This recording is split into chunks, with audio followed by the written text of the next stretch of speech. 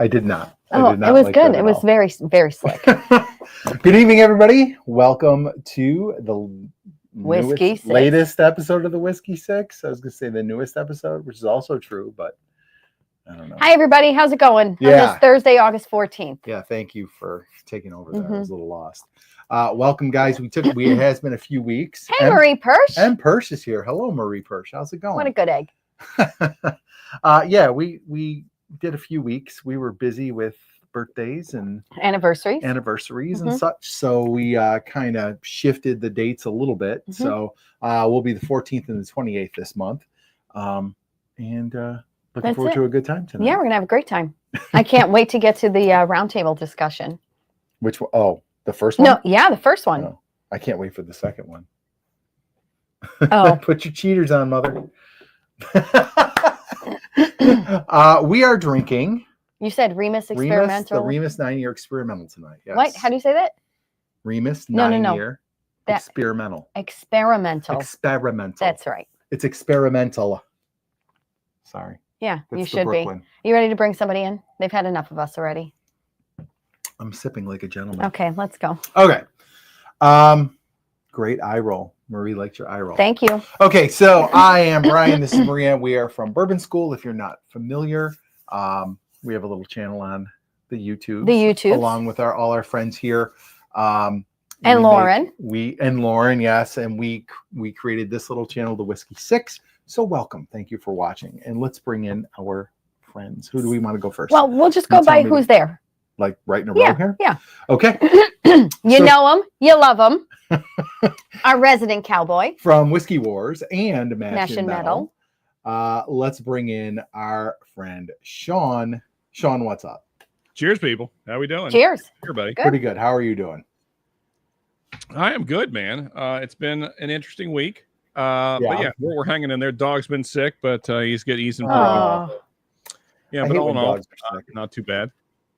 Eventful thing. All right. Yeah, looking forward to the show. It's going to be a good one. Always a good time. What are you drinking, Sean? I got a concoction of crap here. I did some blending. Basically, I just took a bunch of stuff that I don't really like much on its own and tried to blend it together to make better things. And it's all right. Yeah, it's working. All right. Good. All right. Cool. Yeah. All right. So next up, let's bring in The gentleman who is always right, who I always agree with, and who always agrees with me and laughs at all of my jokes. I don't know about all He- that stuff. Ask him when you bring him on. All of them. Every single one. Byron, is this true? Yeah. I've learned a long time ago, Sean. Look, to Sean and Brian, I've learned a long time ago. It's been 25 years, 24 years together and 21 years married. So you sometimes you just got to say, just agree. And where is this lesson for you, young man? I haven't learned it. Even when you're wrong, Hey, you agree with them. Brian, I am stubborn at times, so I. All right. So you and I, we're simpatico on that, at least. Yeah. Fair, even though that might be true. Although I'm never stubborn, really. Myron has never disagreed with me, ever once. Byron, what are you drinking tonight? Sure. Sipping on a little bit of Old Thanks, Emmer, Sean. man. I haven't had this thing in a while. It's been I'd say at least 3 weeks, but no, that's pretty much it. We got so excited that we were calling Myron in. We forgot to say he's from the Bourbon Drop. Oh yeah, from Bourbon Drop. Yeah, everybody. Oh knows. yeah. Well, I just want to plug the channel just to be sure. Yes. Thank you, appreciate it. Is the Old Emmer good? It is decent. So this Okay. is a cast strength. I don't know about the other stuff. If you drink it on its own, it's decent. When you put it side by side, then it shows its flaws. It gets really Got it. grassy, really earthy, really corny. So it shows its flaws. Gotcha. All right. Corny, Fair like enough. it tells really bad dad jokes. No, that's Possibly. All right. Next up, all the way from Buffalo, Minnesota. The redheaded stallion with a sassy new haircut. Ben from the Bourbon Note. Showing off the sassy new haircut here. I love it. I realized I that like it. sassy new haircut. I know. I said, is it Yeah. higher on the sides? I can't tell. No, it's just a standard haircut, but it's a fresh one. And Marianne was kind enough to notice that last night in my live stream.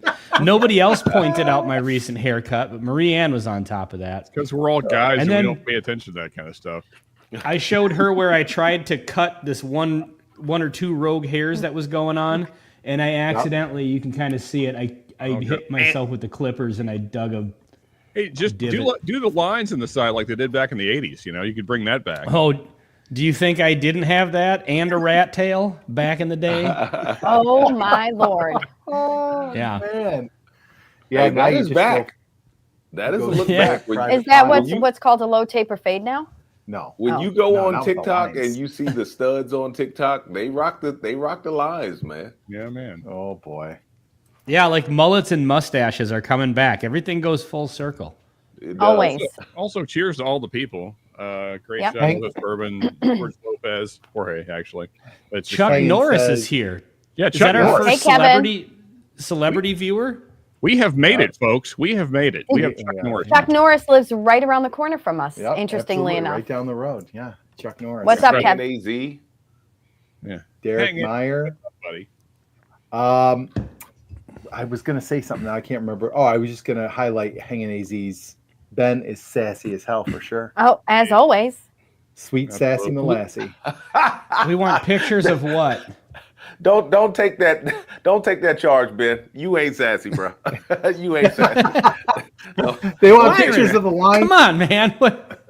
The lines. They want pictures of the lines and the rat tails. Let's go. Oh, I might be able to actually bullshit. give me a second. I might be able to actually produce one of those. Let me see. Whoa, shit. Well, while you're looking, before we bring in our guests, let's see who's in the chat and just say hi to everyone. Mark from Northwest Bourbon is here.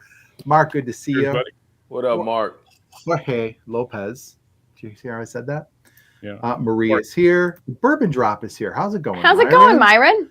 And Whiskey Corner is here. Look at that. Carlos, what's up? Mr. Great Shot, good to see you. Thanks for being here. A little old fashioned. What is up? Oh, Hanging AZ. AZ. What's going on? Yeah. Hanging AZ. Ben is sassy as hell. Chuck Norris, like we said. Derek Meyer, good to see you. Hi, Derek. Derek, I do have your glass still. I'll throw it in the mail for you, buddy. And Tora. How's it going, Tora? Thank you for being here. He's toe up. Oh, and Everyday Pour. Hey, guys. Everyday Pour is a newer channel. Go subscribe. Any channel you see here tonight, go subscribe. Everyday Pour is a newer channel. And go give them a sub. And, tell them Bourbon School sent you in the Whiskey 6. Sure. All right. I'm headed to the subway train right now, man. Everyday Pour. There you go. All right. Nice. There's I'll tell you what, I don't know if you guys have noticed I don't know how much you hang around the whiskey tubes beyond like what you personally do, but there is kind of an uptick of new channels coming now. Interesting. I've noticed quite a few new channels. Yes. Everyday Pour is one. The sober drinker. This one's great. Sober Drinker, I think, is her channel. She's a woman. She does not drink.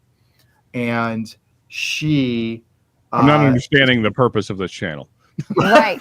Her husband's a bourbon drinker. So it's like, it's really focused on her. Like when her husband wants something, like she goes and does the hunting and she it's kind of neat. Like I've watched that channel.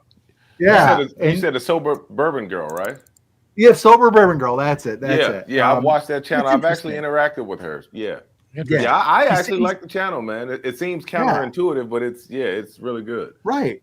She seems real sweet. Like maybe we'll have her on. She actually, it's a really interesting concept for a channel, I thought. Buffalo Bourbon Enthusiast is also here. Well, speaking of guests, we should probably bring on. Yeah, I'm getting there. Brian, you should also check your email. Okay. Oh, yes. Picture acquired. We'll save that one for a little bit later. It's probably my Bourbon School email, but I will. Yeah, okay. I will get to that a little later. All right. Excuse me. So without further ado, let's bring in our guest from the channel Whiskey Corner from sunny Florida. I do not have a nickname for him yet. Florida.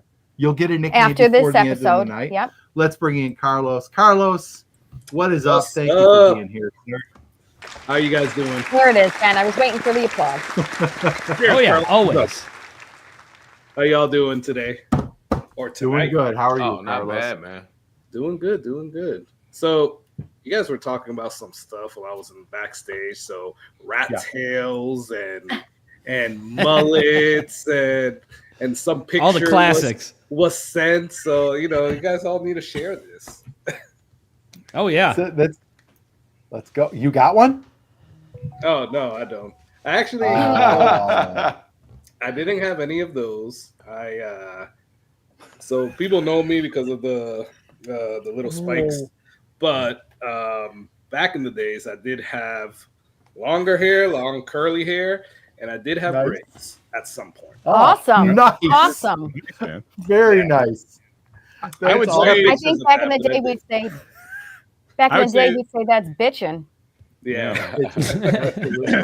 I would say the most extreme haircut I've ever had, because I've pretty much had normal hair most of my life, but the most extreme haircut I ever had was I had dyed my hair black and I had a black mohawk that was about yay tall at one point. Oh, nice. Yeah. But like, did you Wow. go all the Mad way, Max over Sean? here. Like shave the Oh yeah, sides? yeah. and just Like the mohawk. sides were about as low as I can't really tell how low your sides are, Carlos. About like you or Ben. Yeah, just not quite down to the skin, but just real low. Okay. And then Nice. then I had about 5 or 6 inches up top. Just yeah. That's what she I love said. getting not quite down to the skin, getting real low and 5 inches from the top. Beautiful. There you go. Beautiful. All right. So do Just we the want national average. No, that's just half. That's just half for Brian. That's just half. That's right. Oh, dear Jesus. But us Thank you, big sir. fellas are Wow. never worried about the national average. Myron just became your new best friend. That's right. I love Oh, there Myron. you Myron's go. always right. Always right. Uh, Oh, man. So, real quick, do we want to build anticipation? Because I have been sent a picture by Ben. No, I think while we're on the topic, you got to just All right. you got to Yeah. lay it out there. Guys, Let it rip. get your like cell phones ready or screenshots or whatever. Just get ready for this one because this is the greatest and best thing that's probably ever been shown on the whiskey. I want to Source. know how he had Oh, access to it so dude. quickly. It gets so comes. much worse. Here It it gets comes. so much worse. Look at those sides. Look at those lines. Look at that People. absolute stud. I'm telling Hey, you. Ben was a G. So what was that? Oh, yeah. Like a lightning bolt? Ben or was just beating two him lines? off. He was like, hey, calm down, ladies. Well, Ben, these stripes are like you didn't quite want to commit to them, but you're like, yeah, just throw a little bit of stripe in there. Yeah. Yeah, just reach I to don't. the tip of my ear. Well, I was pretty That's young, so I don't know amazing. how much actual say I had in this. I think I probably just said I want some of those steps that they have on TV, and that's what the barber came up with. Yeah. They're Should've not went even with- like You should have won. they're with the they're three really, and if you the look at penis. it, yeah, with the curl. They're not even like layered or whatever. It's like if you look, it's like the barber just shaved a line. Like they're not even like he just steps Did where two like yeah. yeah, just boom, boom, and that's it. That's as good as you get. I like that. Do that again, please. Bonk, bonk.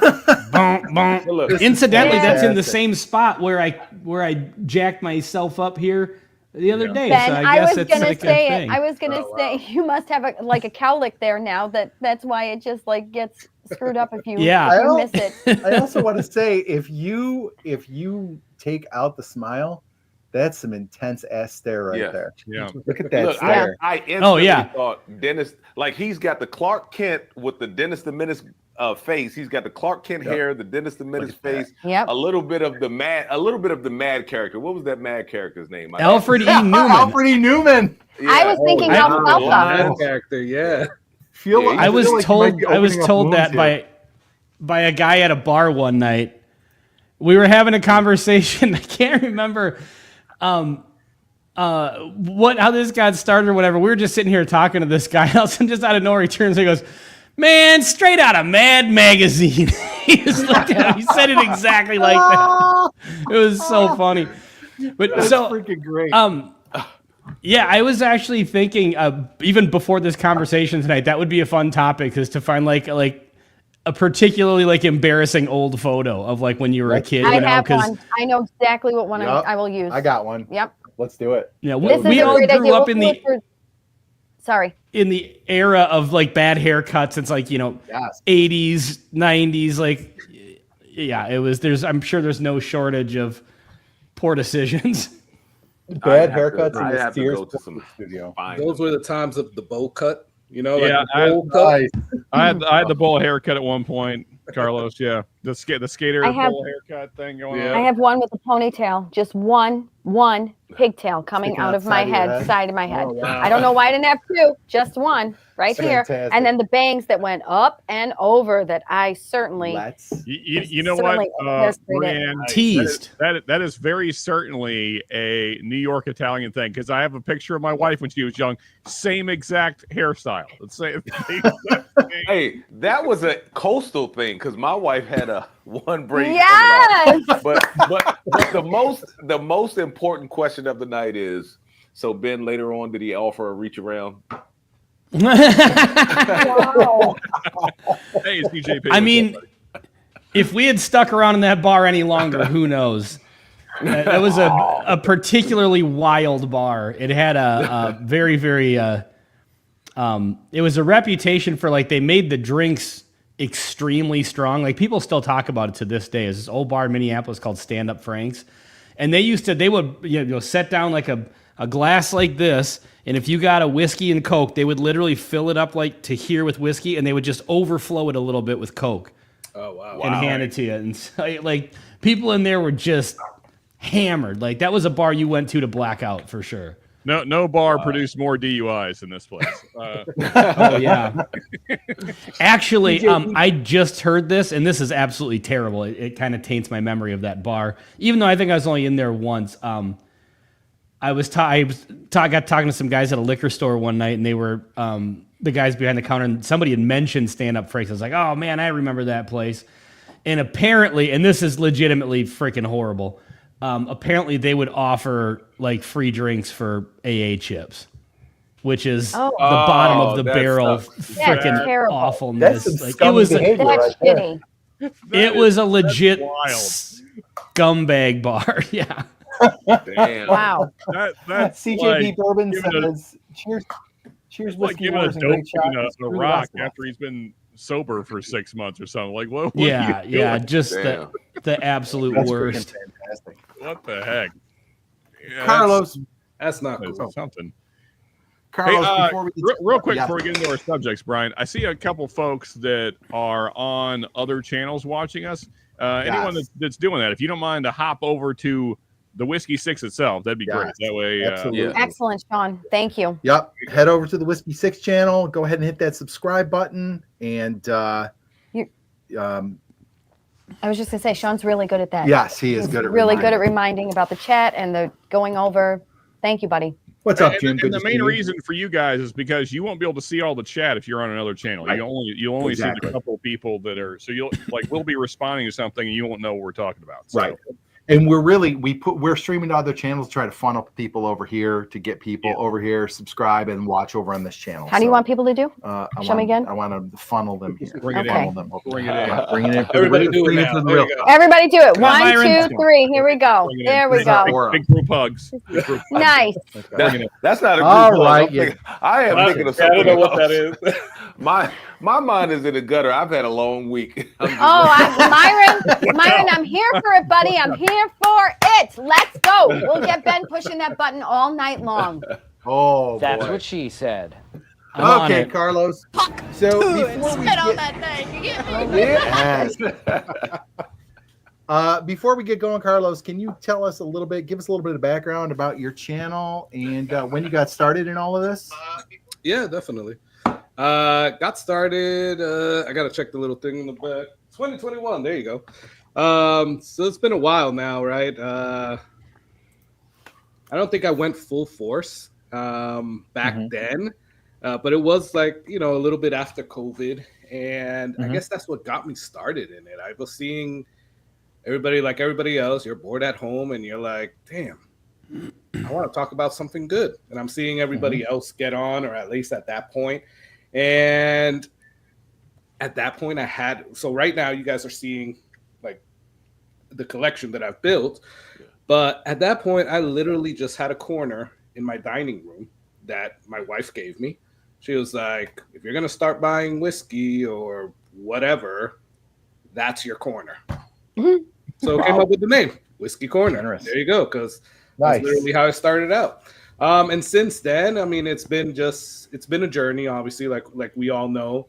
But honestly, I love doing this. Like, I love just getting into whiskey, meeting new people, and I love this community here. So it's pretty cool.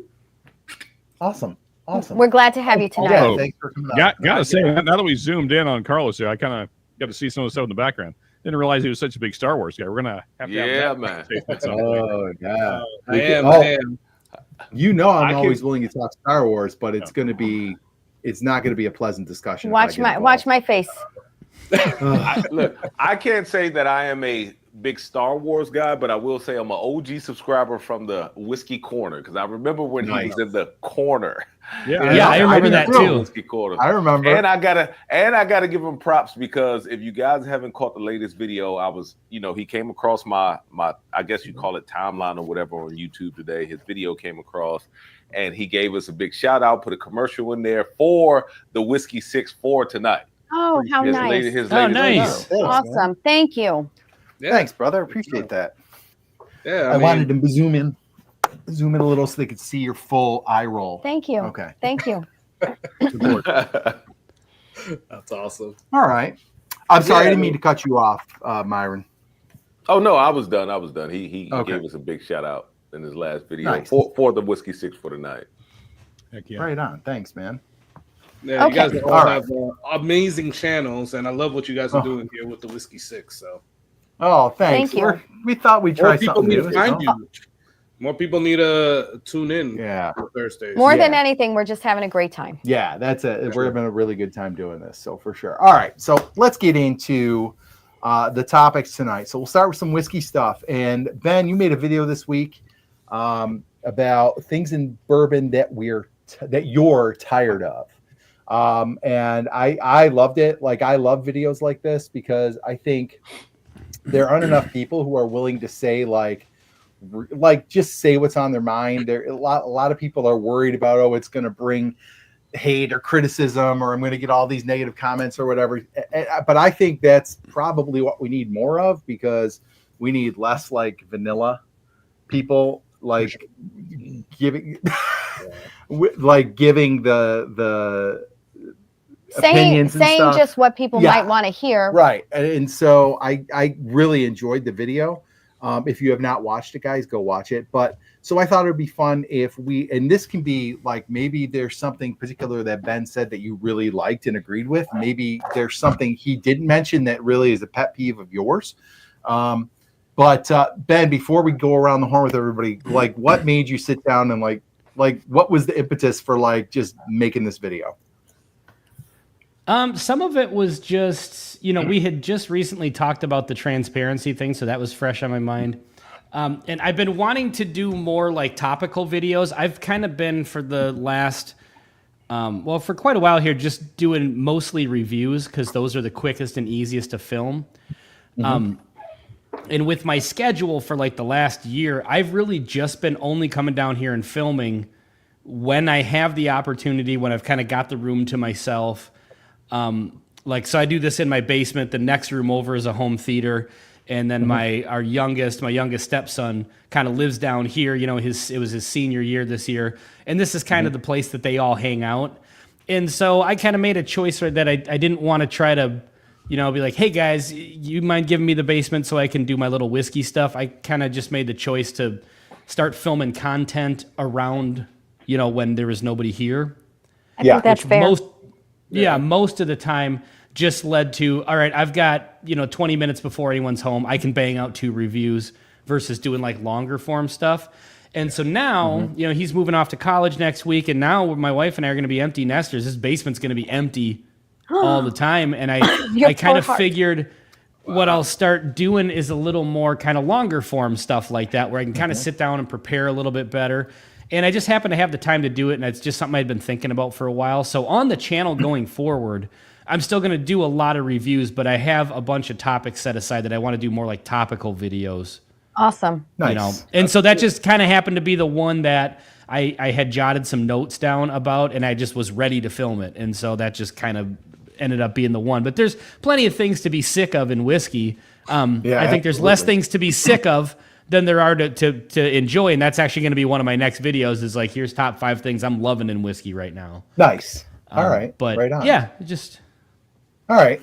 So let's start with Carlos. Like, is there something in whiskey, bourbon, or whatever? And we're not necessarily talking about whiskey too, like just the industry, the business, or the hobby that is something that you don't like, or that And you guys you. feel free to outright disagree with anything I said as well, Absolutely. too. If I said something that Absolutely. you're absolutely, totally polar opposite on, let me know. So I was gonna say, like, I love the video, Ben, and I agreed with Thank lot, you. if not all of the things that you said. Like literally, as I was watching it, I was just like nodding my head. Like, yeah. So I love the Woodford, like everything that comes out of this shaped bottle is like, no, like I feel the same way. Like I'm not a fan of Woodford, and I unfortunately fell into that hype of the double oaked and paying the $200 for that. But yeah, moving on. So and then like when you got to the Buffalo Trace, like people hating on Buffalo Trace, I'm like that guy that will tell people that I freaking love Blanton's just to see their reaction. Man. You know what I'm saying? I actually do like the taste of Blanton's. Like I do too. Like I won't tell you to go out there and like spend hundreds of dollars on it, but I do like the taste of it. But I like stirring that pot, right? Because there are so many people that are like, "Oh, it's Buffalo Trace. You're such a tater," and all this and that. It's like, all right, let's get into this conversation. So I agree with a lot of the stuff, but if I had to pick something, for me, it's and we're doing a live stream soon on this. It's the trends. Some of these trends just need a freaking die, right? And I have a list of them in my head. It's like these trends. There are many whiskey trends that just need to go away. Right. So can you share one? I don't want to ruin your video, but can you share one? I know one off the top. Well, I could tell you. Talking? I'm just curious. One is just finished whiskey. Some finished whiskeys, like Amberana, needs to get the hell out of here. Yes. I was just gonna say, you mean like Amberana, which I don't necessarily hate Amberana, but I was like, that has been very, very much a trend for the last year. Oh, so gross. It is. I didn't realize it was. Agree, and I'm like, past that. Like that just needs to get out of here. But there's many more. Honestly, like hazmat is becoming a thing now. Like it was a thing, but I think it's like, all right. I think we have enough hazmat barrels or bottles. Like it used to be kind of a special thing, and now everybody's like coming out with a hazmat. Yeah, I agree with that one for sure. Yeah. Well, just to jump in on that point, Carlos, I think what bothers me about that more than just like the trend is that I feel like people are picking things just because they're hazmat. And then my question is always, well, was that the best barrel, or did you pick it because it was hazmat? Yeah, right. That's true. But I guess you could also like, what's the other one? Buff turkey. Now everything's like buff turkey, and everybody's going crazy for it. But quite honestly, I don't know about you guys, but I've tasted some buff turkey that I didn't like, and it's like I feel the same way. It's like, was that really the best thing, or did you just pick it because it was buff turkey? Yeah. And that one to me is I don't really know what the draws of that. I mean, it's Buffalo Trace, right? Like that's all it is. No. So isn't it just aged at Wild Turkey or? It's the other way around. So it is. So I talked to Sean about or Shane. I'm sorry, looking at Sean, Shane, from Storytime Distillery because he did a pick of it, and then I watched that thing that over on for God's sakes, the Mash and Drum. Mash and Drum. He had Bruce Russell on. So it's Wild Turkey's mash bill. Yeah. Distilled by Buffalo Trace with Buffalo Trace's yeast strain, but then age Mhm. over at Wild Turkey. So it is really cool. I mean, at the end of the day, it basically is like the one I got is a 15-year age-stated cast strength single barrel Buffalo Trace product with a mash bill Buffalo Trace doesn't normally do. So it is pretty cool. I've heard some of them are great, some of them aren't. The one that I've had was really good. Yeah. So I have that a was good just one in this as well. But there are some That was in there this are some that I don't bottle. like, right? Yeah, I've heard very, very mixed reviews about them. Yeah. Well, and that's a lot of money to spend on something that can be hit or miss, you know? Yeah, for sure. For sure. All right, Sean, what about you? I know you had a I think list Carlos compiled. brought up a lot of new points that I completely agree with. I thought we were already done with Amburano, so I'm disappointed that things are still being produced that have Amburano finishes. Me too. I thought the whiskey community as a whole was kind of past that like 6-8 months ago, but yeah, so that's unfortunate. But yeah, also the hazmat thing. I mean, again, like the point I already said, just pick the best barrel. Like I don't like it being hazmat does nothing for me if it's not a great barrel. So just pick whatever the best barrel is. Right. That's so like gimmicky just to like get a barrel because it's hazmat to me. I mean, so I hope that people are. I hope they are picking it because it is the best one. There's no way to tell unless you're on the pick. So you just got to kind of hope that they are. But to kind of Carl's point, it does feel like all right, we got it. Like yeah, we got all the hazmat we need. Thank you. But kind of to some of Ben's points, like on the turkey hate. Like I'm divided on this because Turkey hate or Buffalo Trace? Because I trashed Wild Turkey in that video too a little bit. Yeah, you did. So both things. I'm divided on both. So I agree with your points. I guess it's like on the Wild Turkey thing. I think it's like everything else. Everything else has gone up in price, and so they had to accommodate the market. You know. Inflation and all the things, and so they're like, well, we can't keep producing an 8-year product for $20. So I understand that. I would rather them have just marked up 101 and not done all the bullshit that they've done. To your point, kept it classic, the same classic 101. Exactly. Like I would rather have them just marked up regular 101 instead of now we have 3 versions, basically. Well, 4 if you count Kentucky Spirit, which again, to your point, Ben, that has never done well for me in blinds. I've blinded it against other turkey products. I've blinded against other things around the same proof point. It never does well. And I've had several bottles. So I would rather just have a good 101 bottle with, you know, the roughly 8-year age statement that it used to be. But, you know, I also get that my other point, I don't know how to really go about saying this.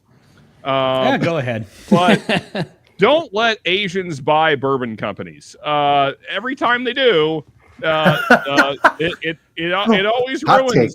I mean, let's be honest, because that's what happened to Buffalo Trace. That's what happened to Turkey. Like every time that these companies, and they just happen to be Asian. I mean, I was saying that part is really a joke, but really these are companies that just exclusively want to make money. And so they're like, okay, here's a money-making opportunity. Let's buy this company outright. And then let's figure out ways to make more money out of them. And then you get 5 different versions of 101 that nobody asked for. I thought he was going to trash me. Instead, he went with a whole continent of people. And a few islands. Yeah, right? I mean, Beam Suntory.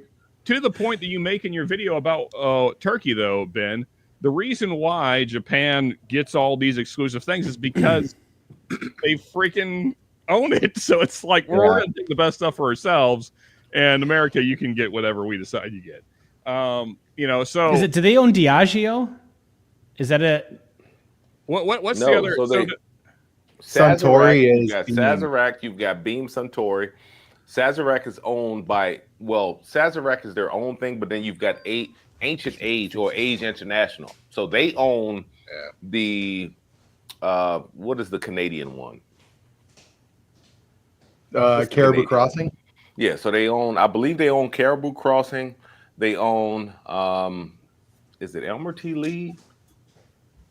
And I think it's Elmer T. Lee and Blanton's. I can't remember it. It's been a while since I did that video, but either way, Age International, they own Ancient Age, and They did sell the portion of their company of Buffalo Trace to the Sazerac family. So the Sazerac family still owns them, and they still make Buffalo Trace, but they contract to still, I believe it's just not Buffalo Trace, Blanton's and Caribou Crossing.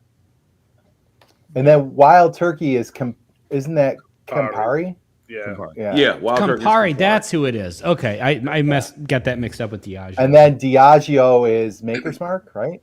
But I hate all these big companies buying up what used to be great brands. They come in and they gut them. They gut them. They don't give a shit about any of the tradition. They're like, let's make as much money as we can. And then a lot of times they end up an empty shell, you know? It's like a private equity group. They do the same thing. Yes. Venture capitalists just. Yeah, Toys R Us, Red Lobster, everything. Yep. And I mean, let's be fair. I mean, American companies do the same thing. So, the Asian thing is really a joke, but it just happens to be that there's a lot of companies from Asia that have bought up bourbon companies, which, whatever. On the Buffalo Trace thing, Ben, I have to talk about it at least a little bit because I think it's kind of like I was thinking about this for most of the week. It's kind of like the same situation with like Eminem and hip hop. Because there's so many Eminem fans, it's like everybody got tired of hearing about Eminem, so now like no one will acknowledge that he's great. I think Buffalo Trace is kind of like the same thing in whiskey.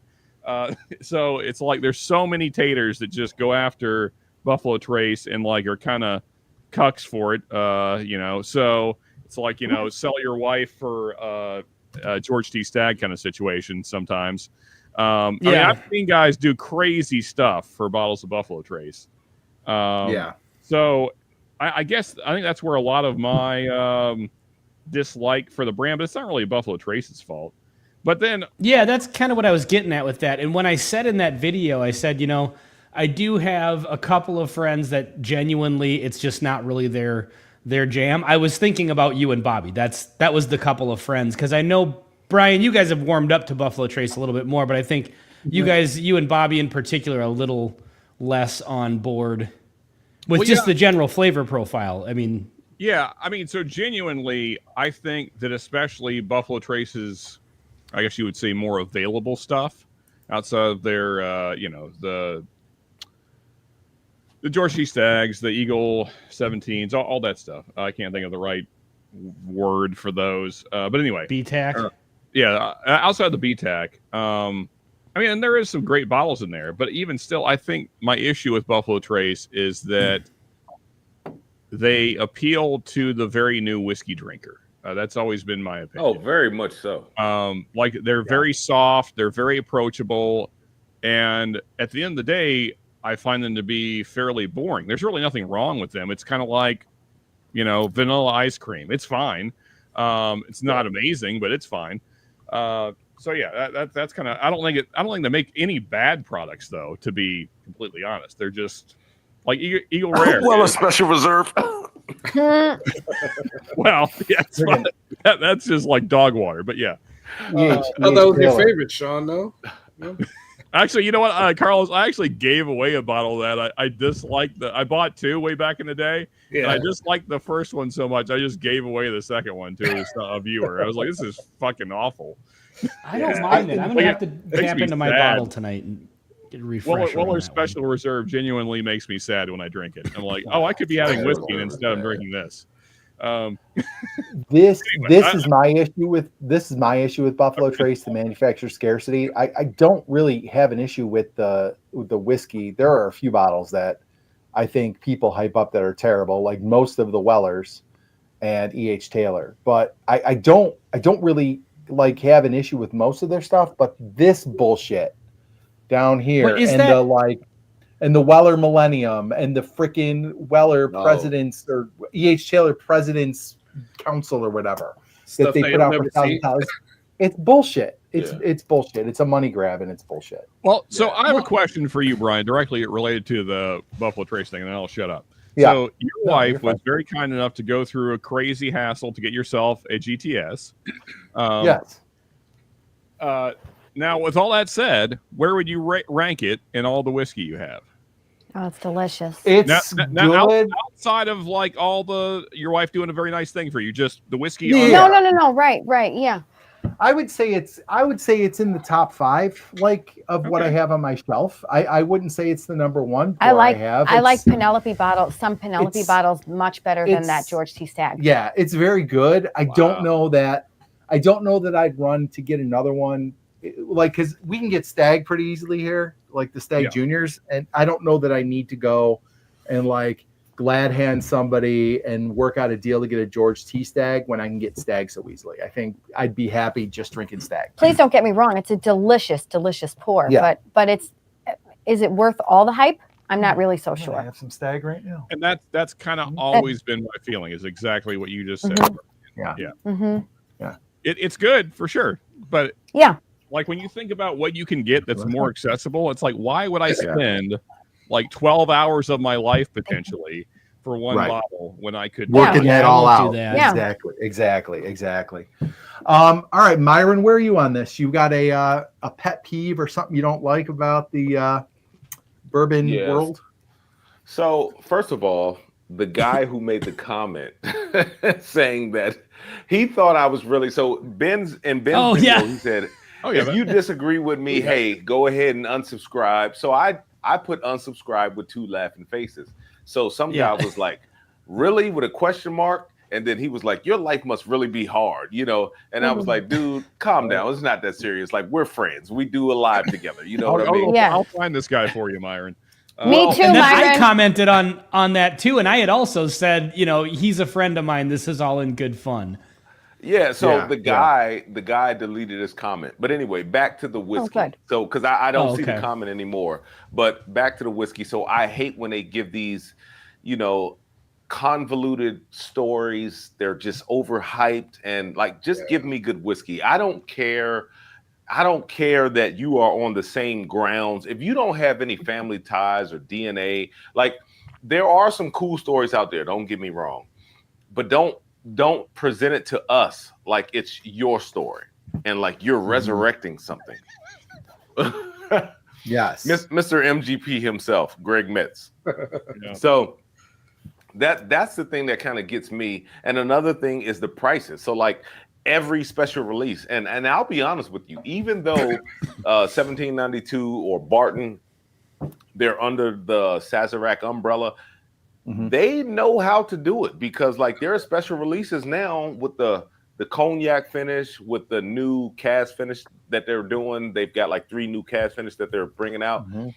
$38 for the cognac finish, $50 for the new cask finish series. Like that's what I'm talking about, like affordable, good whiskey. Not every time I drop a cash like this right here. This is the A125 that I picked up from my man Bowie, and $65, right? But the store picks $75. Like I don't want to spend $75 every time you release a new whiskey. That like that really gets under my skin. Some of this stuff is not worth. When you start approaching that $100 mark, I've said this before in my videos, it has to be special. You start getting 75, 78, 80, like that shit needs to be special. I don't need it to be some mediocre whiskey, but it's got this cool story behind it, and it's something that you're trying to resurrect. That is my pet peeve. Wyatt Earp. It's like that. Cool bottle, cool story, just terrible. You know what, Ben? I didn't watch your video yet. You did the Wyatt Earp. Was it terrible? No, I actually kind of liked it. No, did you? Because Brian Fisher's got one, and he said it was terrible.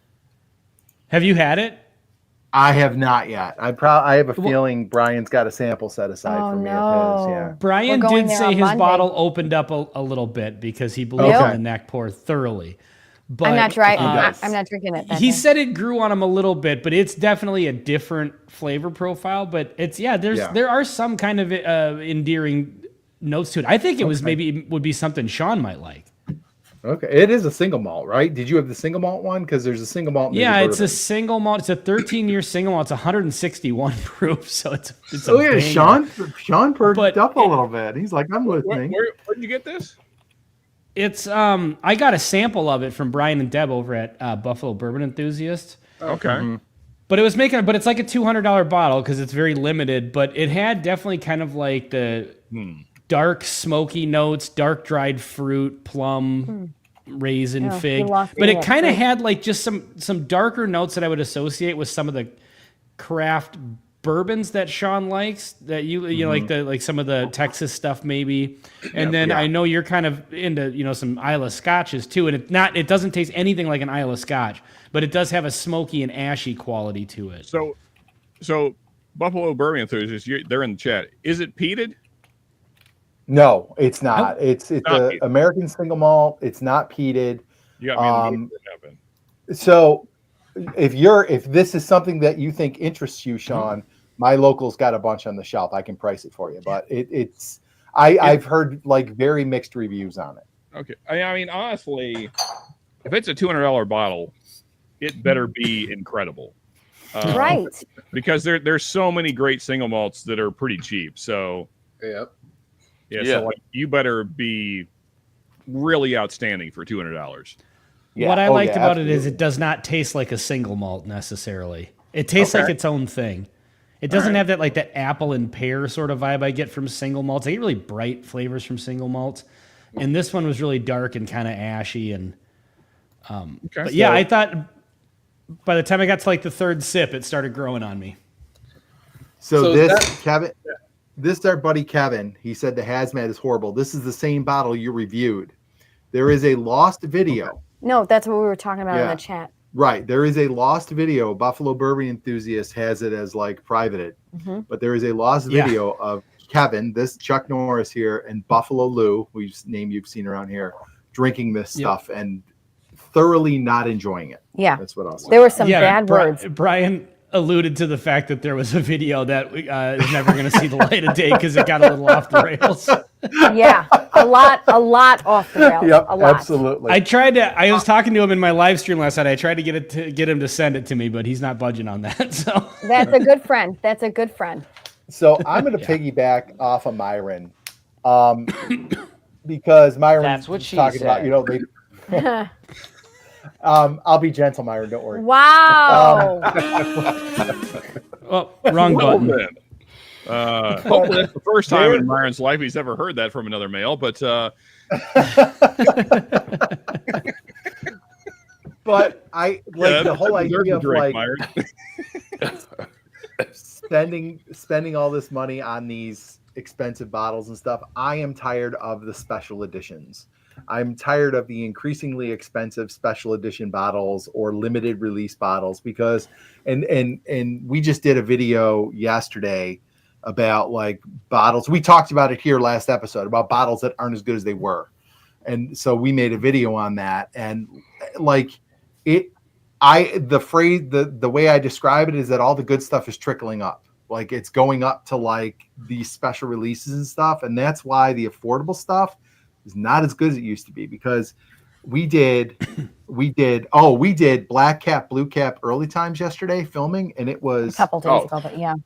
Terrible. The early times is terrible. Yeah. So 100%. And Wild Turkey 101, I'm sorry, Ben, it's undrinkable to me at this point. Like just the standard. Don't say sorry. Just own your words. Just the regular one. The glass turkey. I mean, glass turkey is undrinkable. It is bitter, metallic trash to me. Brian, I as a person that drinks probably too much, some would say, you had to have gotten a bad batch because I just killed like a 1 gallon. I don't know, like a month ago. I mean, it's $20 whiskey, so like I'm not expecting amazing stuff, but hear me out. We got a sample of a paper turkey from Dr. Robert. That's not really. But that's what I'm saying though. Like this stuff has like a lot of these bottles that like we started 3 years ago. A lot of these bottles we started with 3 years ago have severely degraded, and I think a lot of it is because the good stuff's going up to all these limited releases, special editions, and all this stuff. And you're thinning out. You mean like the 70th anniversary and the 8-year? Yes. Yeah, I mean, yes. Yeah, like to exactly. Ben's video's point, I mean, now we're just paying $45 for something that was $20 4 years ago. But see, I don't want to pay for the $20 one anymore because it's not good. Like I don't think it's good anymore. I still think you got a bad batch because it's grainy, Sean. It's grainy. What are your thoughts, Carlos? Because I think it's grainy. We're talking about regular Wild Turkey 101, right? Yeah. So the new glass turkey, not the old paper label turkey. Yeah. I mean, I agree with you. I mean, it's one that I don't really go to, quite honestly. Mm-hmm. It's basically stays in my bar. And dusty. That's what I'm saying, man. To me, like the old paper label turkey, I could sip that thing, me and the wife Friday night watching movies, I could sip that thing all night. The new a glass turkey, I sip that thing and I'm like, okay, what's next? I'm like, I'm looking for something else. Like I don't even go back to it. Yep. And like so Brian Fish said that's where I'm at. We all have so much whiskey that I have no room for bottom shelfers anymore unless the mixer. And I don't think like I'm not like coming up with some brainstorm here. I just think it's economics and it's business. Like they are trying to sell better bottles at a higher price, and the cheaper bottles are going to suffer.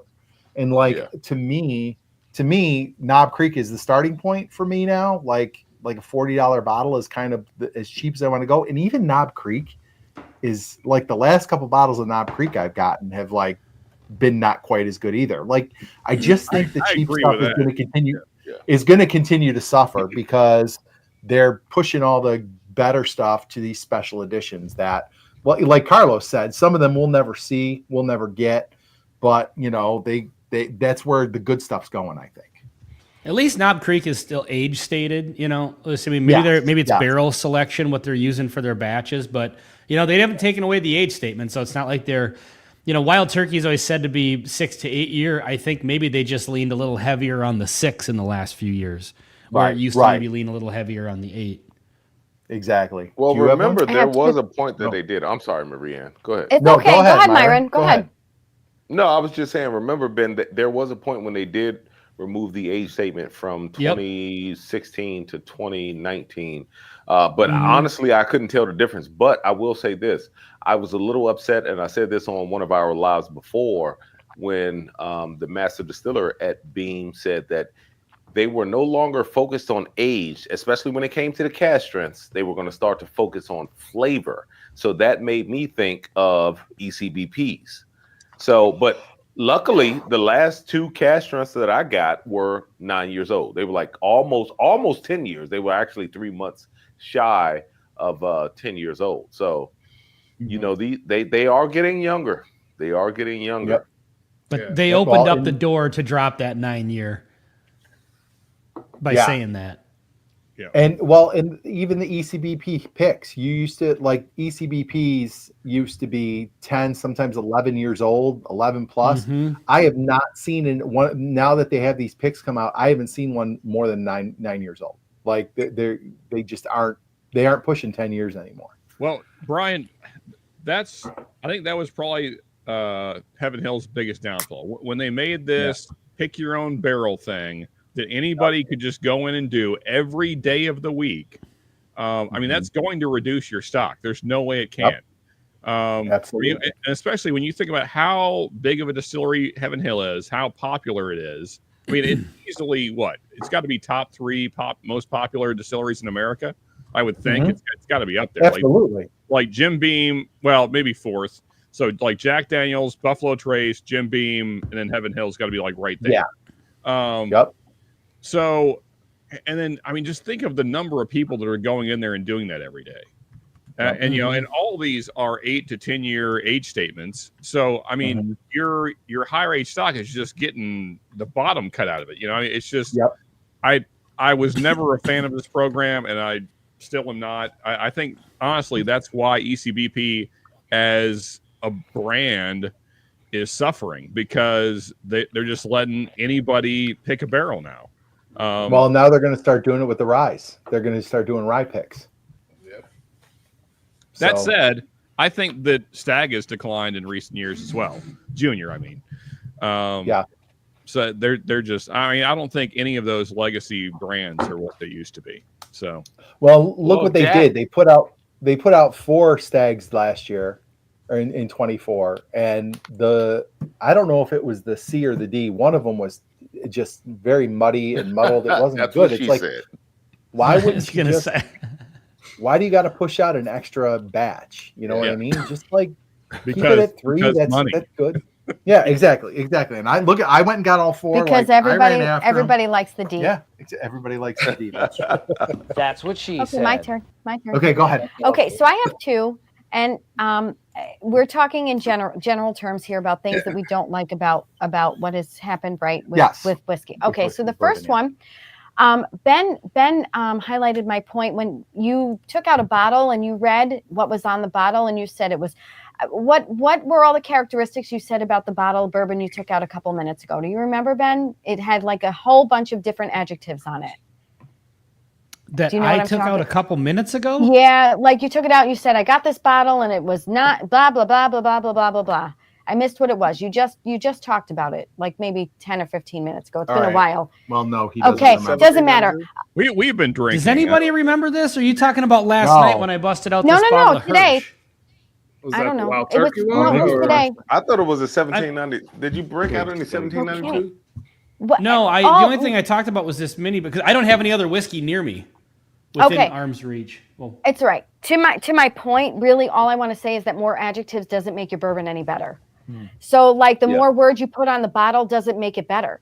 So just be succinct and stop trying to pimp your shit on us. Just tell us Agreed. what's in your bottle and what the juice is that you're selling. Yeah, That's but a true. lot of times Yeah. that flash is to cover up for a bad whiskey. Well, that's what I'm Yeah. saying. It's to get people who aren't knowledgeable or people who Yes. just want who are suckers to buy a bottle of bourbon. Yep. And so Yeah. that's something I'm They disenfranchised get with. dazzled with the pretty bottle Yeah. too. Yeah. And so that was my first point. And my second point is, listen, I am a sucker for a store pick. 100%. I Yes. love them. But Yes. I have a caveat to that. If you sell me a bad store pick, I'm never going back to your store again, because what that tells me is that your pickers are not discerning. I think pickers need to really be able to pass on stuff and pick the best of the best. And I think people are just so excited to get a store pick out there that they're going to pick one of the 3 that is put in front of them rather than saying, no, thank you, we don't want to put our name on this. And so I think that's something that I dislike about whiskey as well. Those are my 2 points. And they should let you try before you buy. Well, so Yes. Marianne, to your last point there's so many stores around here that just do a pick just to have a pick. Right. In fact, my local store that I hate, I detest this store. I tell everyone no one ever comes to my town because I live in a tiny town. But if you do, never go to Liquor King in Monticello. Like, they're the worst Fair of enough. the worst. I freaking hate them. They have like 10 store picks. They all taste like Fireball. I don't even know how they've done this because they're from 10 different distilleries and they all taste like Fireball. How did you do this? How did you fuck up? Lucky 10 you. picks? But it's all just like slightly spicy, sweet cinnamon with no finish that tastes like dog walk. Like I don't know. That would make me mad. Like, That would make me mad. You would think just by the odds you would get one right, but no, they're all awful. They have a profile they favor, Sean. I think it says a lot about a store that passes on picks. I Yeah. really do. Yeah, oh yeah. Because I think you're right and you're right. Like, there's so many stores just want to say they have a barrel pick, Yes. and sometimes that leads them to pick, But a but sometimes bottle. like your name goes on the pick, like it goes on the little like our name. yeah. And I do not want our name on anything that Yeah. people would turn their nose up at. And that is why when we have participated, I have said, no, I'm a pass on this. And it's okay if we all pass on it. Yeah. I'm kind of firm on that one. So that's my But point. Maria, Yep. to your overall point, I think it's probably less of a problem in other states, although I can't say objectively that that's true. But here in Kentucky, I almost warn people, do not buy picks here unless you are familiar with the store, because there are so many stores, and because this is like the bourbon mecca, obviously, right? Yeah. So Mhm. people come here from all over the place and they don't know what they're doing a lot of times. They see a store pick of a brand they've seen like once on YouTube or wherever, and they're like, oh, this is a store pick, it must be good. And then they buy it Yep. without ever tasting it, and they get home, they're like, this is awful. So then they think the Yeah. brand is bad. And it's not the That's brand's right. fault. It's because the retards that picked it don't know what they're That's doing. right. And then couple that with a lot of words on the bottle and you're double fucked. Yeah, exactly. Yeah. And it's so frustrating because That's I've had what so she many said. people tell me, oh, such and such brand does awful picks. I'm like, where'd you get it from? like, oh, what, we were bourbon hunting down in Kentucky and we grabbed a pick, me and my wife, and we got it home and it was terrible. I'm like, well, did you know the store? No. Okay, well then, how do you know that the person that picked it knows anything about whiskey? They probably don't. They're so correct. Sean, do you think that's? Sorry, go ahead, Myron, and then I'll ask. No, I was gonna say he doesn't have to worry about me driving there. So I just Googled it from my house, and it is 9 hours and 50 minutes. So that is a 10-hour drive for me. Hey, well, Myron, if you're gonna come, bring Molotov cocktails. I just want to say, Dr. Robert in the house. Cheers, Dr. Robert. What's up, Dr. Robert? Jerry Bledsoe, good on you, sir. I'm jealous. Jerry Bledsoe. Well, okay, like there's a particular. Never mind. I'll leave it.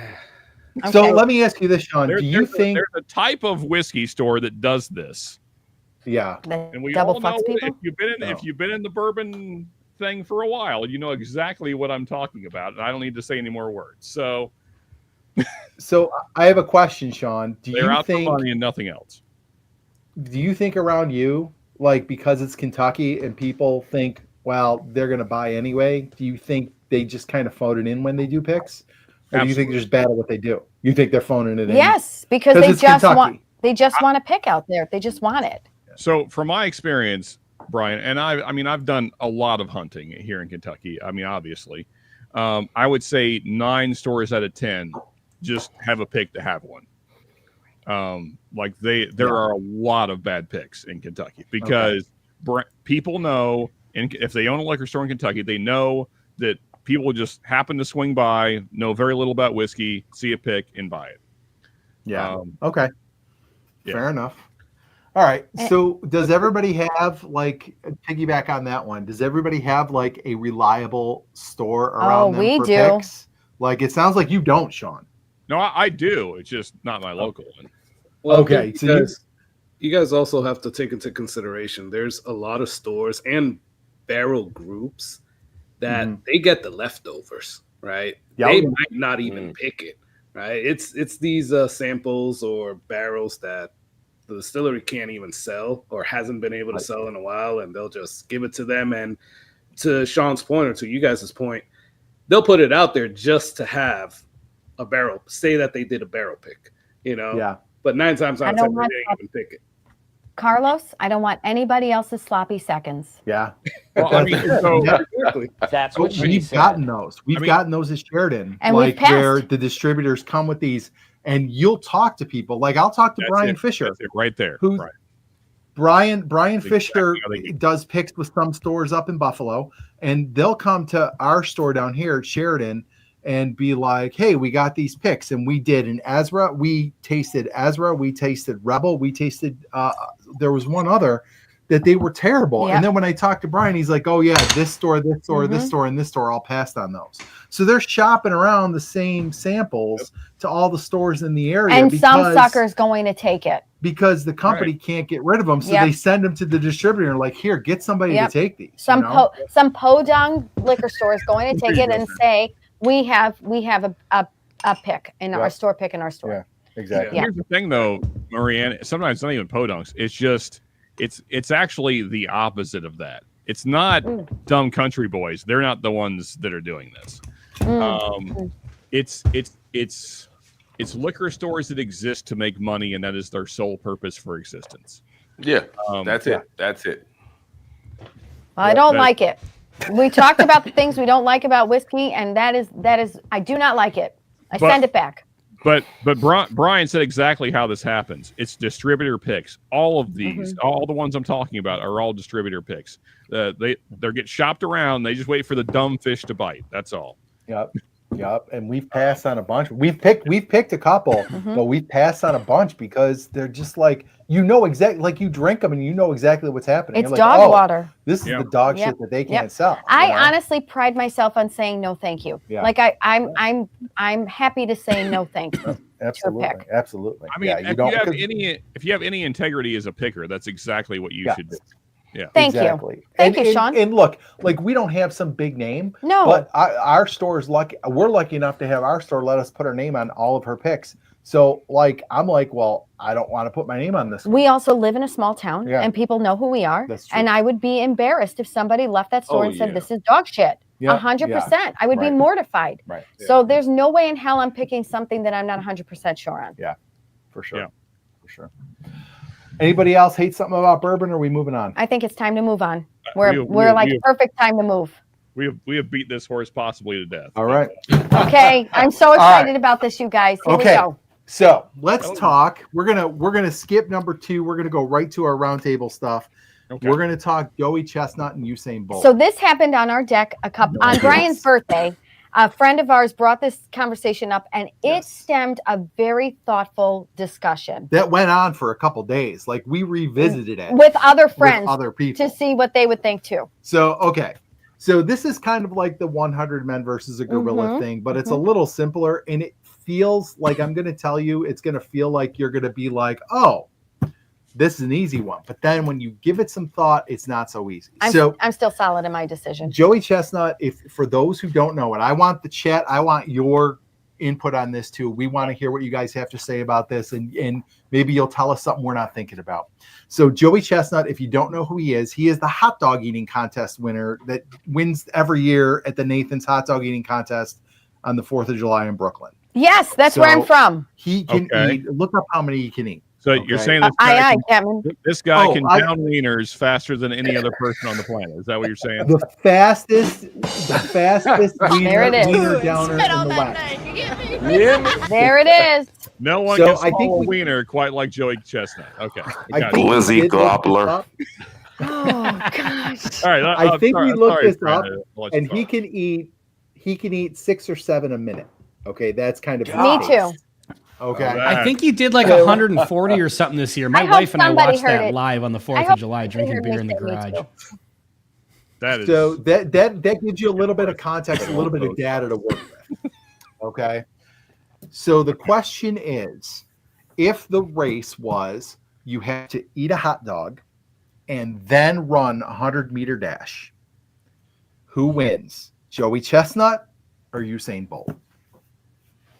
Well, just That's eat easy. one hot dog and do Yeah. one 100-meter Eat, dash. eat a hot dog and then run a 100-meter dash. 100 meters. That's easy. Just Okay. well, wait a minute. Hold on. And You're keep only in doing this mind- once.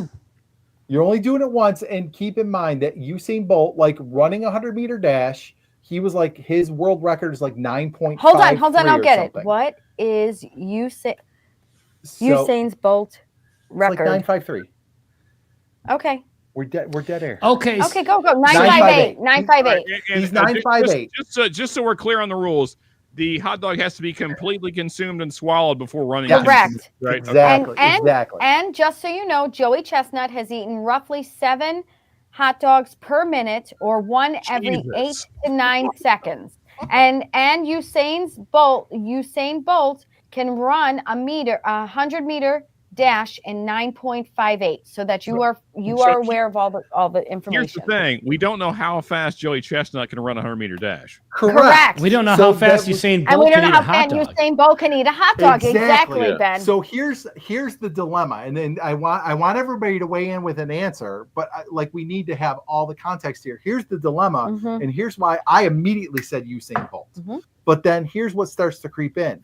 That race is 9 or 10 seconds. Maybe Joey Chestnut is 11 seconds. Whatever. But Probably not. if it takes Usain Bolt 3 or 4 more seconds to eat that hot dog than it does Joey Chestnut in a 10-second race, a 4-second advantage is huge. No, So not for Usain Bolt. it is though. It is. Yeah. because Now he's got to run a 7-second 100-meter dash to make up. For He's it. a world-class athlete. I understand that. Yeah. Well, I But don't his want And best- to. Joey I don't wanna Chestnut influence- isn't. What Right. What are we Right. What talking was I about thinking, here? Ben? Excuse me. I'm sorry, Ben. What So- was I thinking? I know this seems like a crazy, like I said, it should be an easy answer, but I don't think it is an easy answer. All right. We're Yeah, gonna I go to misunderstood the Oh, question at the sorry. beginning, Brian, because when I was saying just one, it's like, okay, the timer starts, and then you got to start with the hot dog. Correct. Yes. Yes. Now, Yeah. okay, Yeah, right. yeah. I'm leaning The gun goes Chestnut off, on this, you get hot maybe. dog. I don't know. Thank No. you. No. Like That's, I don't. Yeah. I stand with Usain Bolt. But here's the thing. Again, what somebody said, we don't know how fast Joey Chestnut can run a 100-meter dash. That may take that man a minute to run that 100-meter dash. Correct. Who knows? Exactly. Usain Bolt. AI has to know this. What's the average time to run a 100-meter dash? Okay, I got you. And what's the average time to eat a hot dog? Okay. But that's going to be way shorter.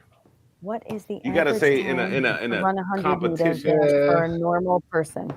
I think I would still all right. So the average time for a normal person to run a 100-meter dash is 15 to 18 seconds. 18 seconds. That's correct.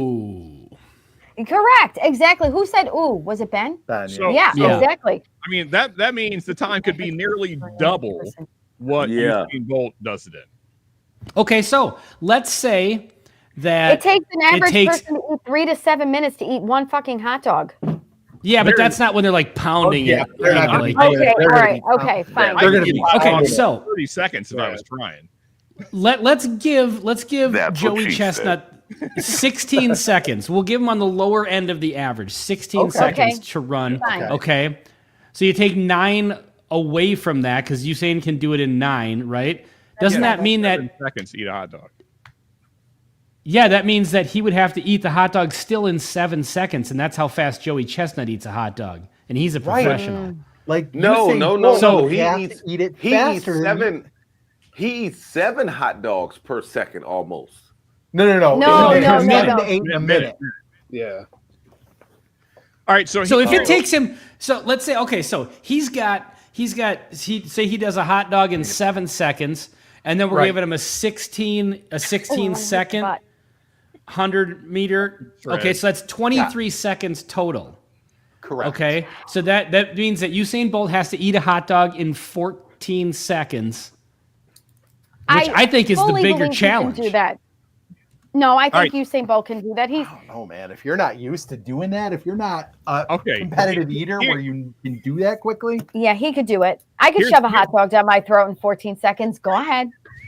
Go ahead. That's what she said. I was waiting for it. Thank you. Thank you, Marianne. Thank you. You got to give me a second to hit the board here. It's no seconds given. You gotta get with it. You got to be like the I Dream of Jeannie chick. Guys, let's give our guest a chance to weigh in on this because he fair enough, Myron. You're right. Carlos, hit it. I agree with you, Marianne. That's what I would give it to Usain Bolt. I mean, if you really need to, I would assume you would eat that hot dog really quickly. And then run the hell out of that. And then vomit. And then puke at the end. But Carlos, I have to tell you one thing. It's Marie Ann. Jesus. Who cares? All right. It's so all guys, good. I have to mention this thing. I mean, it's like the Jordan mentality, right? I can't imagine that Usain Bolt is a guy that's willing to lose to Joey Chestnut. No. So he is going to down that hot dog as fast as humanly possible because there's zero chance he's letting Joey Chestnut beat him in a 100-meter dash. Like that's 100%. I agree. He might be choking the entire time he's running, but there's no way he's losing. But you have to have the hot dog completely finished, right? Swallowed. Correct.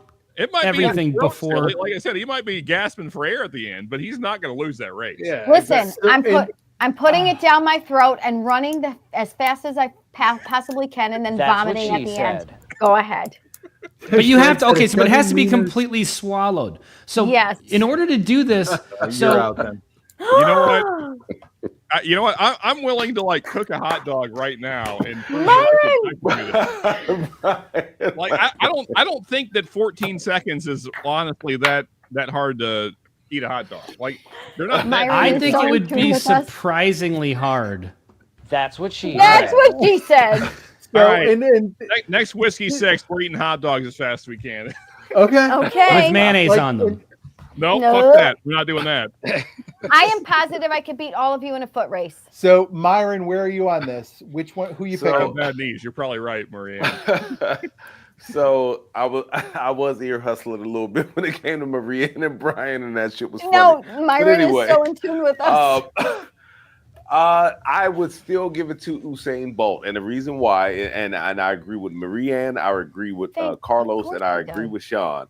The Jordan mentality, like I am gonna shove that fucking hot dog That's so right. far down my throat and be across the finish line because I do not want to lose. I don't give a shit what you have to do. I don't care I am if I getting am that thing choking so on the glizzy across the finish line. Yes.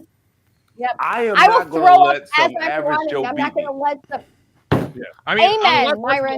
let's be clear. You don't become Usain Bolt by losing. I mean, Right. yeah. I mean, you lose a bunch of times. That's just the nature of competition. What I'm saying is, like, you don't become a world-class runner by being like mediocre. Like, this guy is gonna push himself to be incredible in like anything. So yeah. Let's be real. Usain Bolt's body is going to reject that hot dog the minute he crosses the finish line. Okay, let me chime in here because here's the thing: you guys are all acting as if Usain Bolt is the only elite athlete in this equation. Like Joey Chestnut is at the like you don't eat 140 fucking hot dogs in a handful of minutes unless you have the drive to survive. You have the eye of the tiger, the thrill of the fucking fight, baby. Come on. I mean, You cannot achieve. Anybody can run 100-meter dash in certain amount of time. Almost nobody can eat 140 hot dogs in a week, let alone whatever 10-minute time frame he did this. So I would say the upper echelon of athleticism in the top of their field is clearly Joey Chestnut. I am certain this is going to be the line of the night. Think about the athleticism of that man's throat. That's right. And what he can put down. Ben, in spite of your incredibly hot take, I love you anyway. But no, do you guys see what I'm saying though? Like Usain Bolt is doing something that everybody can do. He's just doing it better. Joey Chestnut is doing something that virtually nobody can do. Let's be clear though. Usain Bolt is doing something that virtually nobody can do. 9 seconds. I mean, you're talking about 10%. It's insane, Myron. 10% yardage wise. So 30 yards, 33 yards, 10%. Give the 10%. So 33 yards would equal out to roughly 100 meters. So Usain Bolt is running 33 yards or 100 meters in under 9 seconds. I'm saying, he's the best at it. My point is, anybody can run a 100-meter dash in one sitting. Any of us could run a 100-meter dash right now. Now, it's going to take a long time, and it's going to suck, and my knees are dog shit, and all that. But you can do it in one sitting. How many people can eat 140 hot dogs in one sitting? Never, Ben. Never, in Ben. fairness, No. I would make it about 20 meters, blow up my Achilles, and then cry. So I could not do it. Well, doing the 140 hot dogs doesn't really matter in this situation because it's only one hot dog. One hot dog. That's what I'm saying. I get what you're saying, but I'm just saying in that equation, it doesn't really matter how many hot dogs he can eat. Right. No, and I understand what you're saying. I'm not saying that necessarily pertains to who would win this. What I'm saying is that I think we're shortchanging Joey Chestnut on being the upper echelon of like who's really accomplishing something completely unheard of here. Well, okay, so Ben, to kind of your argument, if it was like 10 hot dogs and then run 100 meters, I think Joey Chestnut takes it easy. Joey Chestnut wins. Yeah. 100%. But one, if you only got it down one, then it's Usain Bolt all day. Yeah. There's no way he's going to lose this race. So no way. Here's and look, no homo, but Joey, we don't know what Usain Bolt's throat game is like. I'm just saying, like he might be able to gobble a glizzy. I don't know. I'm just saying, like. Maybe he's had to eat on the we don't know. Listen, he's a runner. He has to down goo all the time. Oh my God. Maybe he was training. Phrasing. Are we still doing phrasing? Listen, when I ran marathons, I had goo. Okay. When I ran marathons and I was training for my marathon, I had to keep goo in my pocket all day. Mm-hmm. Wait, I'm sorry. I'm looking up information. Talk amongst yourselves. Am I unaware of a product that's called goo? Yes, it's called goo. Yeah, GU. It's spelled GU. It comes in all different flavors, and runners use it. It's like that quick energy stuff. Like if you do it in the middle of a race, it gives you a boost. Brian has offered me goo for free, but I pay for it on Amazon. I'm like, you don't even got to buy it. But she's refused. Yeah, full of protein. unlimited supply right here, lady. That's what right. mine's That's saying. I'm right. like, hey, I got you.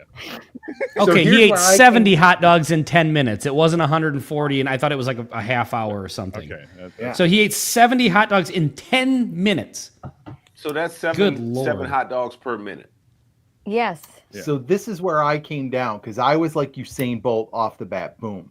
Then I started thinking about it just like we are. And then in the end, I settled on Usain Bolt because it is more likely that Usain Bolt can figure out how to eat a hot dog faster than it is for Joey Chestnut to run 100 meters. Absolutely. With no training. With no He training. is not going to be able to like close that gap on Usain Bolt, but Usain Bolt could probably close the hot dog eating gap on Joey Chestnut, or it's more likely. To Sean's point, he is absolutely correct. There is no way that dude is going to let a hot dog eating motherfucker beat him in a foot race. Yeah. No matter what it is, he's going to shove that thing down his throat and run as fast as he absolutely can. Yeah, I mean, like, even if Usain Bolt only has like a day of prep time, he's going to figure out a way to down a hot dog quick as hell. I agree, Sean. All my money's on Usain. Yeah, I mean, he might not enjoy it, but he's going to make it happen because, like, winners don't lose. I'll enjoy putting the hot dog down. Yeah, Tom. Jesus. Tom, the parameters are you eat a hot dog, then you run the 100-meter dash. So that's what we're doing. Coincidentally, I've done both. He came in late. And here's the thing. I believe that Usain Bolt might be puking the entire time the race is happening. Doesn't matter. Doesn't matter. He's winning. Yeah. Yep. Sean, you and I are on the same page here, buddy. Across the finish 100%. line with everything all over his jersey. He is across the finish line. I mean, especially chunks. Hot dogs chunks. Yeah, especially if there's like money on the line. Yeah, there's zero chance. There's zero chance. I think. Okay, I just for charity. Oh, go. I just want to say this: we are dealing with a couple of world record athletes here. Usain Bolt's fastest time, the world record, is 9.58 seconds. Yeah. The second place fastest time ever is 9.69 seconds. Wow. Joey Chestnut ate 70 hot dogs. The second place was 48. All right. So the margin of victory with this absolute champion is unmatched probably in most world records. Ben is so that's all I'm for saying. Joey, I gotta say. I love your passion, Ben. It's very. I will give it to you. Is that what it is? Okay. It's Ben's haircut. It makes him very sassy tonight. Here's what I will give you guys. You might be onto something where if it is just eating the one hot dog, 2 hot dogs, I think you're all right. It's done. It's going to Chestnut for sure. Yeah. Mm-hmm. If Usain Bolt could figure out a way to but no training, remember, because Joey Chestnut didn't get training for the 100-meter. Correct. So Usain Bolt doesn't get any training for this either. He gets no hot dog training. You got to do that perfectly because if you get choked up on one bite of that hot dog, it's over. You're done. It's a full reset button, you know? Look, if he can get past that, he's winning this. But I am saying if you're looking at who's more outstanding in their field, I'm going Chestnut. All right. But he might lose this race. Ben, all right, here's all I want to say. Man, and maybe it's just because of America and all the dumb shit that we do here. But I have been at multiple barbecues where we've had hot dog eating challenges just for the hell of it. Now, in fairness, not a great idea because we're usually all drunk at the time, but it's happened. Sure, yeah. It's happened on multiple occasions. We all ate way too many hot dogs. I'm just saying it's not that hard. Like I've done it, and I don't know what my record is. I would guess probably, I don't know, 3 or 4 a minute is probably best I've ever done, something like that. I mean, it's not because hot dogs are not that big of an item. Like they're not, I mean, unless we're talking like it's foot the long. bun. It's always the bun that trips people up. That's why you gotta glaze the glizzy. You gotta glaze the glizzy. You put it in some water, dunk it in some water, glaze the glizzy. Mm-hmm. I love Myron. Oh my God, Myron. And I was just looking it up because Brian Fisher, didn't Joey Chestnut lose the wing eating contest? He did. He came to Buffalo in 2023 and lost. You know why? Because erroneous. Wait a minute. Completely irrelevant. He's a hot dog eater. We're not asking Usain Bolt to do a fucking backflip. Okay. Okay, listen. All right, he's a hot dog guy. In fairness, here's the thing about wings. Those bones, they'll trip you up. You got to watch. I was gonna say, once you put the bone in your mouth, you're fucked. Oh boy. That's what she said. No, okay, Yeah, I will concede. I think in know this specific situation, Usain Bolt's probably going to win it. But he has a very little margin of error with that hot dog. So Look, let's do a I'll final agree. take I'll on agree. this. We're going to do a final take around the horn. I need to see everybody. We're going to start with Carlos. All I'm going to ask is Joey Chestnut, Usain Bolt, who's winning the race? Go, Carlos. Usain Bolt. Okay, Myron. Usain Bolt. Ben. I'm going to give a slight edge to Bolt. Okay, Sean. He hates it so much. Usain Bolt for sure. Brian. Usain Bolt. And I'm also Usain Bolt. Look at that. Whiskey 6, all in agreement. Give it applause, Ben. That was amazing. Tom Shanley agreed with you, Myron. Right lubrication is important. Always. The proper lubrication And is important. As the producer, we are at 10:30, and it is time for rapid fire. Yeah, that took a little longer than we I anticipated. did but it was perfect. fun. We did it Yeah, that was perfect. fun. All right, here we Okay, go, guys. Carlos, do you have a rapid fire question? I do not have a rapid fire question. Okay. All right. That's fine. Myron's got one. Myron, you got a rapid fire question. What have you been drinking on lately other than whiskey? And I'll go first. Oh, easy. Tequila and tonic and mezcal and tonic. I've been fucking with them lately, man. Hard, like super hard. I don't. All right. Okay. That's good. I don't know who this person is in front of me, but all right, I'll deal with that information. Okay. Would have been. Ben, what have you been drinking lately? That whiskey. Honestly, it's summertime in Minnesota. We hang out in the garage, just crushing garage beers for the most part. Okay. All right. Sean? Mainly whiskey still, but occasionally red wine, usually Cab Savs, and sometimes like a light beer, like when it's really hot. Kind of to Ben's point, but yeah. Carlos. Okay. Carlos, what have you been drinking lately? It's been whiskey, but I'll dabble with some brandy every once in a while. Okay. Oh wow, Okay. brandy! Wow. Okay. Brian Fabiano. I've been this don't laugh at me. I've been drinking seltzers a lot lately. Oh, yeah. Like just the White Claw or whatever. And They're for nice in the me, summer. summertime is for pink wine, rosé all day, baby. Rosé. I love a little bit of rosé. Mm-hmm. Where's Rick Ross when you need it? Rosé. All right, I can do a quick fire, rapid fire. Carlos, you sure you don't have one? I don't have Yeah, one. he does. Okay, no problem. I'll do one really fast. Brian and I are planning a trip to Utah to visit the Big 5 national parks, and I really want to go. I know we're going to do this next summer, and I really want to. Oh my God, base jump at Moab? Would you base jump in Moab? Yes or no, Carlos? No, I'm afraid of heights. Okay, Myron. All day, yes, 100%. That's why he's my man. Sean. I would base jump off of anything, anytime. Bring it. Let's do it. That's Awesome. right. And Ben. No, I think I used to be a little more into that kind of stuff, like the idea of it. But the older I get, the less I'm inclined to want to do something like that. All right. Brian Fabiano. I'm a hard no for me and you. And me. I was going to ask, am I allowed to as well? Good The answer, answer is Brian. no for both of us. If I may, can we add a third one? Because it's going to lead into where you're going next, Brian, which is the things that are upcoming. Okay. Favorite hip hop song of all time? Oh God, that's so hard. That That's is what she so said. hard. I would lead off, but my answer will be happening Saturday night. So Okay. I don't want to reveal the secrets. So I don't know if I could pick a favorite. I know this is really That's a difficult. hard Like on one. the spot. Gosh. or That's what she said. or maybe we'll say most important. How about one that you will always listen to if it turns up in your playlist, if it's on the radio? One that resonates with you most. Mm-hmm. Okay. Yeah, it So doesn't mean what you think the greatest is or whatever.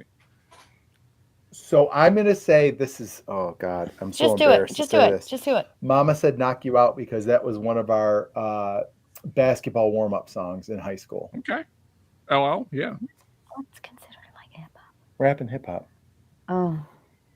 Oh, keep going, you guys. Go. Carlos, you got one hip hop song? One that I'll always listen to if it turns up in my playlist. "Hit 'Em Up" by Tupac. Okay. That's a good one. I like it, Carlos. Who's next? How about Gin you, and Juice, Myron? great. Okay, I've got one. Gin and Juice is a good one. Great, Yeah. great choice as fellas. Juicy, yeah. Ben, you got And like something that when it comes on, it's just like hell yeah, like Doggy Style, like the song Doggy Style, title track from the album. Both Like, things. Yeah. Just as soon as that kicks in, it just that and Headless Boogie by Insane Clown Posse. Okay. okay. I like Myron? the first. I would have to say something that I would always listen to when it comes on my playlist is either Meek Mill's Dreams and Nightmares or Yo Gotti Giving Back. Like when I'm working out, when those two songs come on, I get that extra hype. Okay. I like it. All right. And you have one? I have two. Okay. So It Takes Two by Rob Bass. I friggin' love that song. Oh Yeah. wow. Yeah. I just love that song. Say it just I want to rock right now. Okay. Yeah, Okay. We know the song. And then Yeah, a song that for takes me working back to my out. skating rink days there, Marie-Ann. Yeah. Well, I'm kicking it back. I'm old. Listen, I turned 48 on Tuesday. We're I'm all old. It's okay. And then for working out, when I was running on the treadmill and I needed a little pick me up to run for cadence, it would be Pump It by the Black Eyed Peas. Okay. Okay. All right. Parents just don't understand. Fresh Oh, bread. That's a one. great song. Not going to be on Classic. my list of 20 thank greatest you. hip hop songs of all time, which is what I'm doing Saturday night. But one thing I will say, which was sent to me by Myron. Sent to me is not really the right word. Pointed out to me by Myron. Seeing Green, because I kind of like didn't pay attention to Nicki for a long time. And then Myron told me about Seeing Green. Man, I play that song at least 2 or 3 times a week now. So yeah, Oh yeah. good stuff, man. Anyway, What is this? I had never heard of this. Is that Nicki Minaj? it's Nicki Minaj and Lil Wayne, and I believe Drake is on it also, unfortunately. But yeah, Drake, the most sus person in all of hip hop for all time. But yeah, just real quick, I'm sorry to tangent, but Drake in his lawsuit against UMG is now asking Kendrick to prove the DNA of his children. That's how sus things are Oh, getting. Jesus, Christ. God. Oh wow. All right. Hold up. I'm thinking this is something only Canadian Chris will know, because Canadian Chris just said, "Let Your Backbone Slide" by Maestro Fresh West, who is from Toronto. Oh, I got one for you, Chris. "Wash Your Face in My Sink" by the Dream Warriors. We'll see if he knows that. Let me know in the chat if you know that one. Also, Jerry Bledsoe, man, Aquemini, what a great song. Boys Know it's great too. Baby Got Back. I mean, Baby Got Back's more just. I love Baby Got Back. but That's an Aquemini's amazing. great. That's Yeah. great.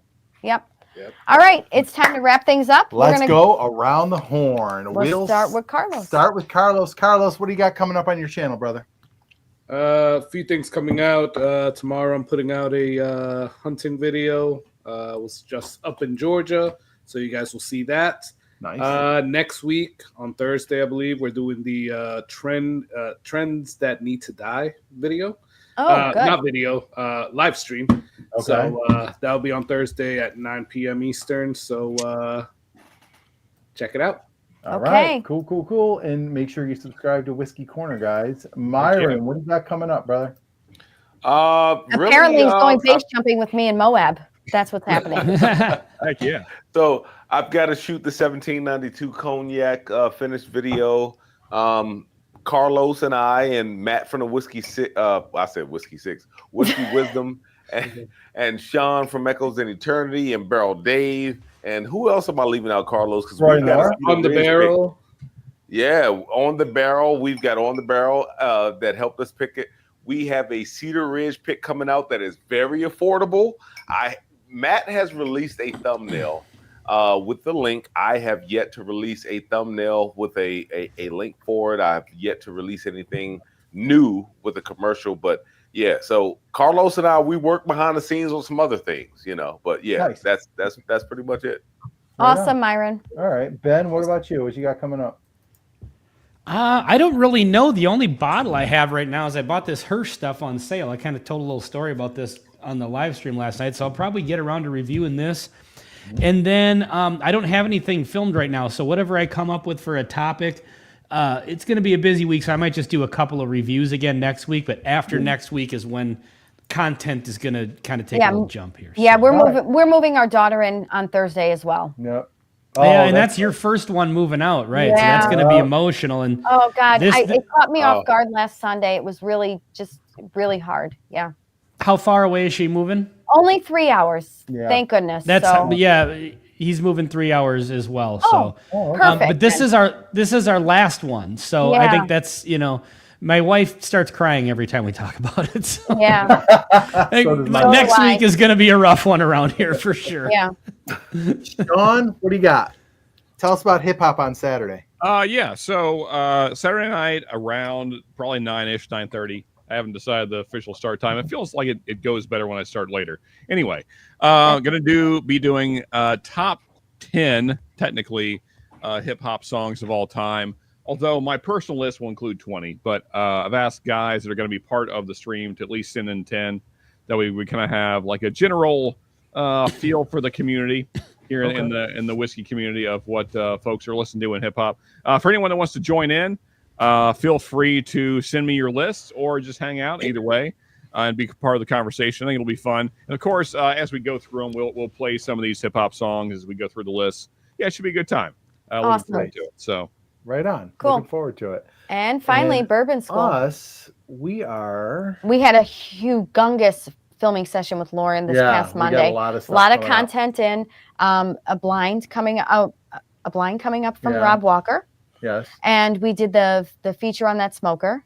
Yeah. Oh yeah. Yep. And you and Lauren did a ton of stuff. Yeah, we're kind of getting back to kind of some basics. For a while I was thinking about chasing shorts, but I don't think I want to do that. No, we're teachers and we're going to teach things. We're going to teach. So we're going to be doing some kind of educational type videos in the next few weeks. Kind of a lot of it's kind of aimed towards beginners. Yeah. And kind of what we've figured out over the last few years. So that's kind of where we're headed. I was going to say we'll stream next Thursday, but we're moving in day for college. Oh God.